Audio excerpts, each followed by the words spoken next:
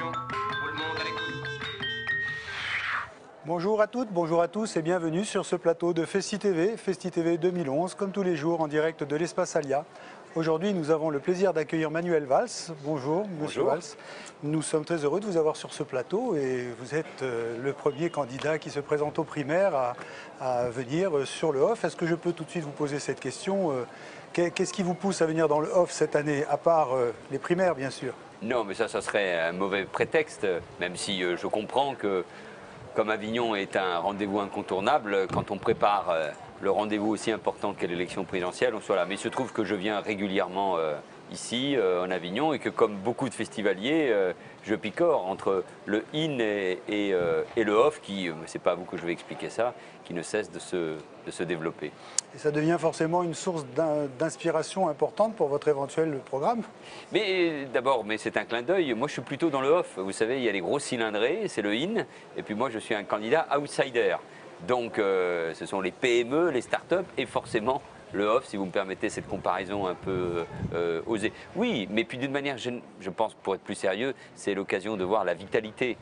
Il y a des difficultés dans le secteur de la culture, nous les connaissons tous, financières, trouver une programmation. Mais en même temps, le festival dénote, et notamment à travers le Hof, une formidable vitalité dans tous les secteurs que le Hof peut produire. Alors justement, par rapport au spectacle vivant, par rapport à la culture en général, mais au spectacle vivant en particulier, puisque nous sommes dans le Hof d'Avignon, vous avez certainement de très très bonnes idées à nous suggérer.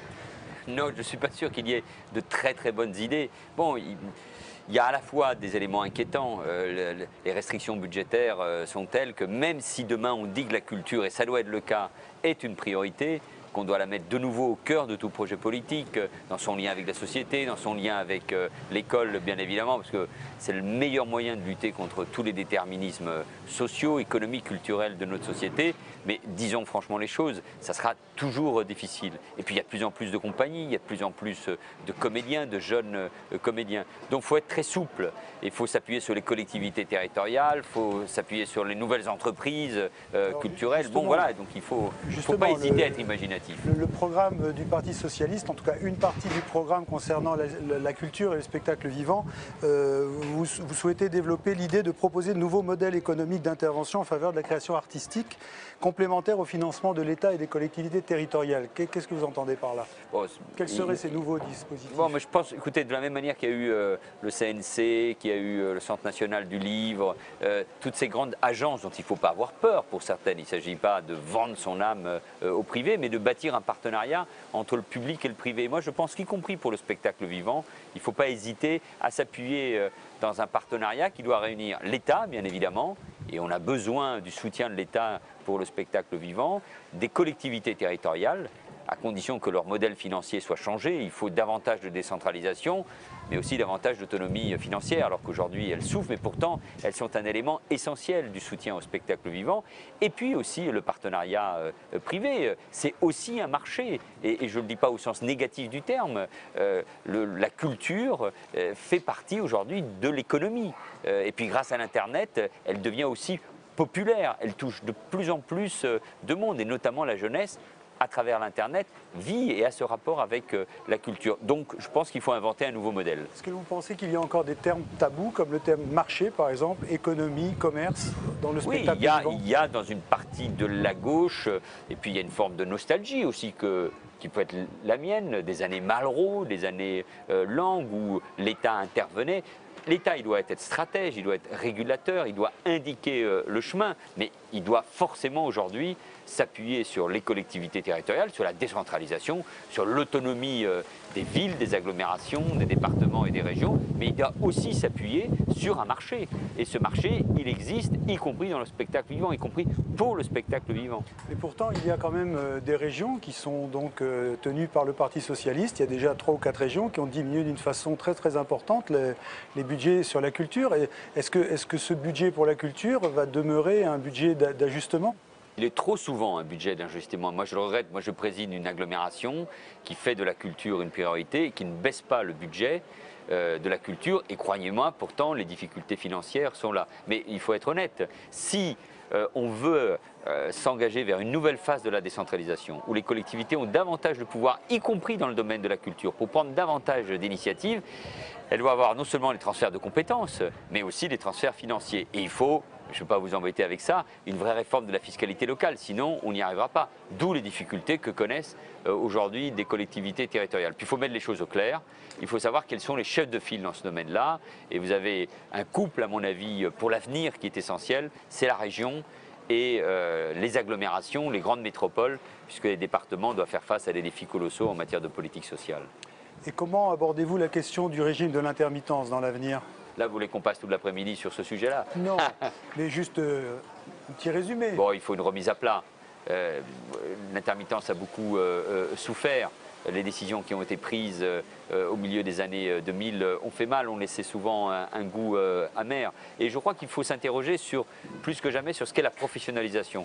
Les grands choix qui ont été faits au début des années 80, les années Mitterrand-Lang, ont développé, ont professionnalisé énormément le secteur de la culture. Quelles en sont les limites? Comment on forme? Quels sont les débouchés?